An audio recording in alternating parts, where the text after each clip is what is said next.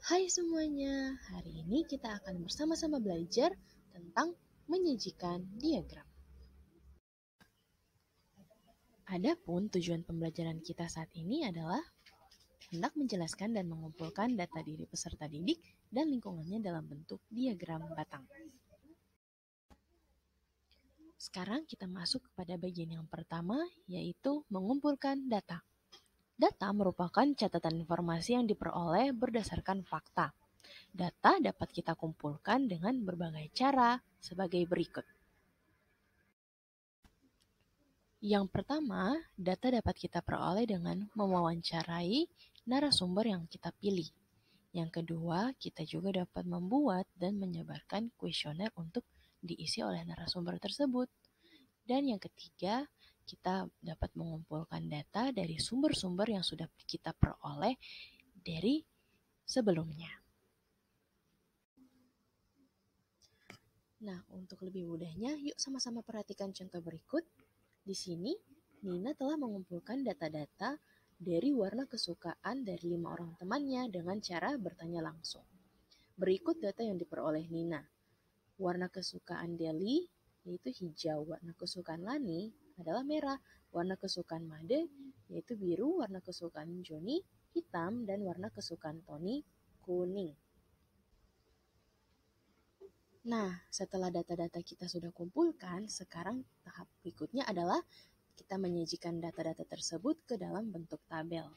Nah, tabel sendiri merupakan daftar yang berisi suatu data atau informasi yang disusun dalam bentuk baris dan kolom. Data yang disajikan dalam bentuk tabel dapat mempermudah kita dalam membaca dan menafsirkan data tersebut. Nah, sebagai contoh, yuk sama-sama perhatikan lagi. Berikut ini adalah tabel penyajian data berat badan siswa kelas 1 SD Lentera. Nah, kalian dapat perhatikan di tabel yang pertama ada berat badan. Lalu yang tabel kedua terdapat banyak siswa. Nah, banyak siswa yang berat badannya 20 kilo ada 3 anak. Banyak siswa yang berat badannya 21 kilo ada 7 anak.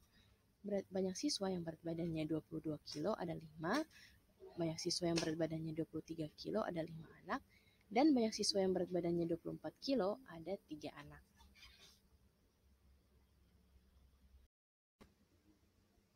Nah, setelah dari tabel, kita akan sama-sama masuk ke diagram. Diagram merupakan salah satu komponen pendukung dalam penyajian data. Diagram terdiri dari berbagai bentuk seperti garis, batang, lingkaran, dan sebagainya. Macam-macam diagram ini berguna untuk memvisualisasikan atau mencontohkan suatu data. Nah, kita akan mempelajari jenis-jenis diagram. Namun saat ini yang akan kita pelajari adalah diagram batang. Diagram batang adalah diagram dengan menggunakan persegi panjang untuk menunjukkan banyak dari setiap data yang ada. Nah, diagram batang sendiri terbagi atas 2 jenis lagi loh. Yang pertama, diagram batang tegak. Nah, saat membaca diagram batang bentuk tegak, kita harus memperhatikan tinggi persegi panjang seperti pada contoh. Yang kedua, diagram batang mendatar. Nah, saat membaca diagram batang bentuk mendatar juga, kita perlu memperhatikan lebar persegi panjang seperti pada contoh. Kelas 5, jenis olahraganya, kemudian banyak siswanya.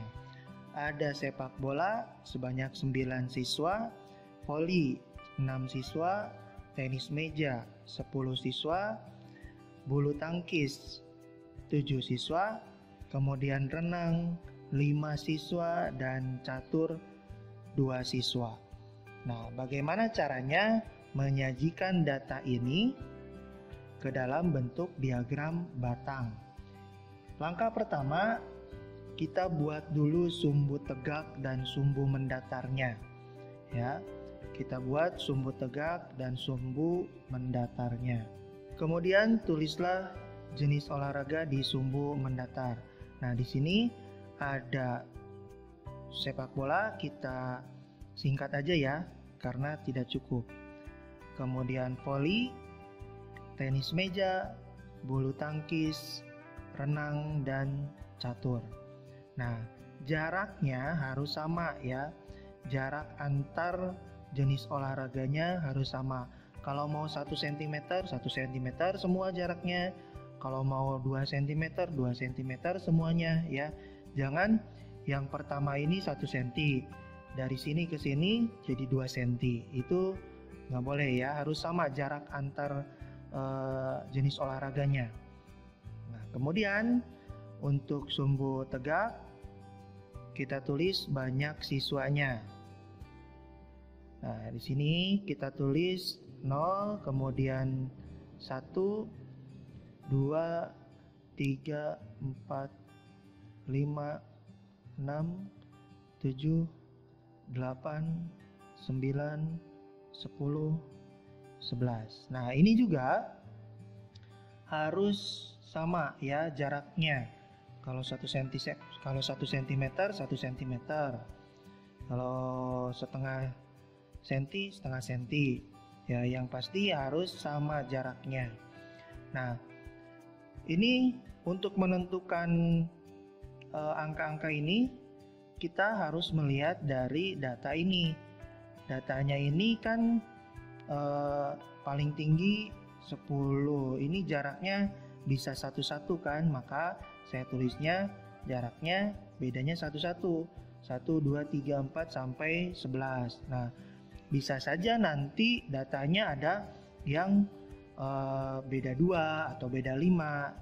Ya, kita tinggal tulis aja 5, 10, 15, 20, 25 dan seterusnya. Kalau beda 22 ya 2, 4, 6, 8 dan seterusnya.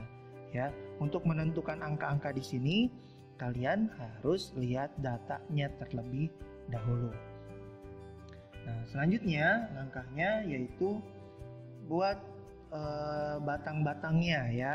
Nah, di sini kita lihat sepak bola ada 9. Di sini sepak bola ada 9 ya. Nah, kita kasih tanda dulu batasnya di sini 9, kemudian kita gambar batangnya. Ya, jadi seperti ini. Sepak bola 9, harus di 9, jangan di data yang lain. Jangan di 6 karena 6 itu milik voli. Harus sesuai ya. Sepak bola 9, maka batangnya pun ada di ketinggian 9. Kemudian voli. Voli itu 6. Nah, 6 di sini.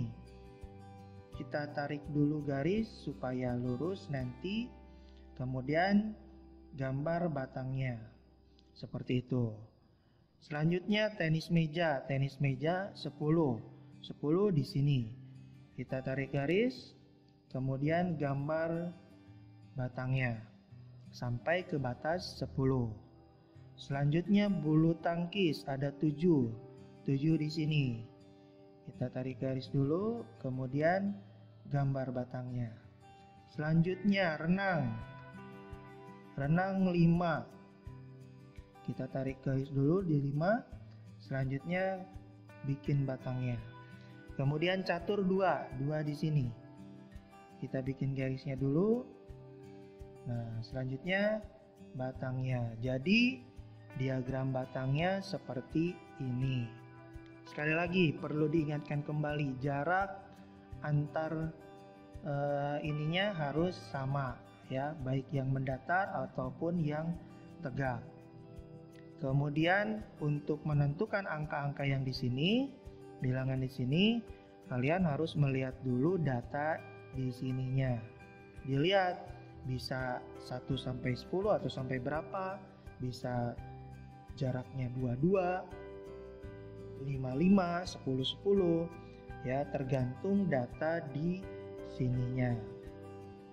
Selanjutnya tugasnya menyajikan data dalam bentuk diagram batang ini. Yang pertama data jumlah ekspor bawang merah. Nah, Januari sampai Juni. Ini jumlahnya dalam ton, 60 ton, 40 ton, 70 ton.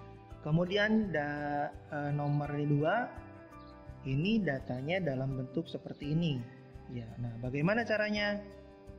Ini harus diubah dulu ke bentuk tabel. Nah, kemudian dari bentuk tabel baru diubah ke bentuk diagram batang. Nah, bagaimana caranya untuk mengubah data ini ke dalam bentuk tabel? Sudah ada di video sebelumnya. Ya, demikian pembahasan untuk hari ini. Selamat mengerjakan. Jangan lupa komen, like, dan share, dan subscribe.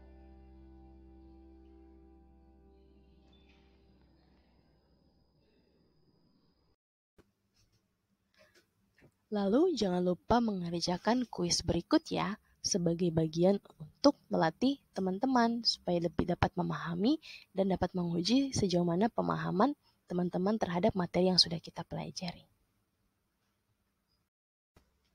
Dengan demikian, berakhirlah pembelajaran kita saat ini. Teman-teman bisa dapat mempelajari lebih lanjut dari video-video dan juga dari kuisis yang sudah diberikan. Selamat belajar, tetap semangat!